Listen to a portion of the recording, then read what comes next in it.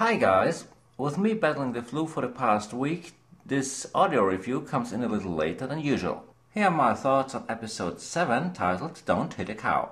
It's an example of another travel brochure style episode that I would expect on the Travel Channel, but not at The Amazing Race. Right from the get-go we see a familiar pattern. We have another use of the equalizer. I'm not even pointing out that I'm getting tired of that. Anthony and Bates taking the fast forward was definitely a smart move, and I can go MC for if they continue to work that well together. This episode, however, is a little different than previous episodes. The one thing I really did enjoy seeing, that they had to pay the traffic tickets and that they couldn't talk themselves out of it. That was something that has bothered me in previous seasons, that they just broke the law and never got charged for it. And it still cracks me up that Americans are so surprised that they can't pay with their almighty dollar in the middle of Africa. Hello people, it's the middle of Africa. They're not gonna take your money. You have to exchange it. And this is season 22, people. By now you should be knowing that. The second thing that was different about this episode is the fact that in all the seasons I've watched of The Amazing Race, I have never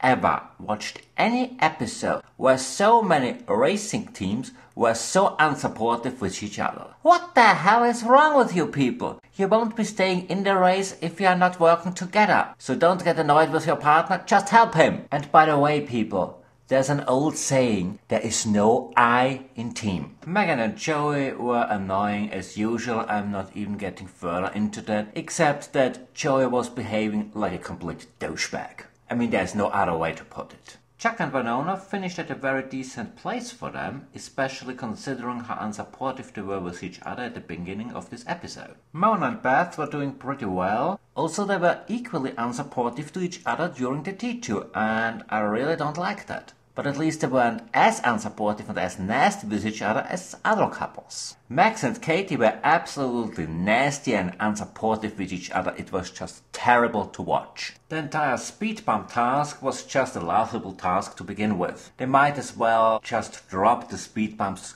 altogether. It would be way better if they just gave them a time penalty or just stopped having the non-elimination legs altogether. If Max and Katie continue to be that unsupportive and nasty with each other, I really couldn't care less if they get eliminated or not. Besides the entire speeding ticket thing, Karen and Jen didn't leave much of an impact at this episode. And that leaves us with Pamela and Winnie, who got eliminated at this episode. Well, they just couldn't get that last challenge right. It was not that easy to watch, because I did like them. But that's how the race goes sometimes. Sometimes you just can't get the challenge right.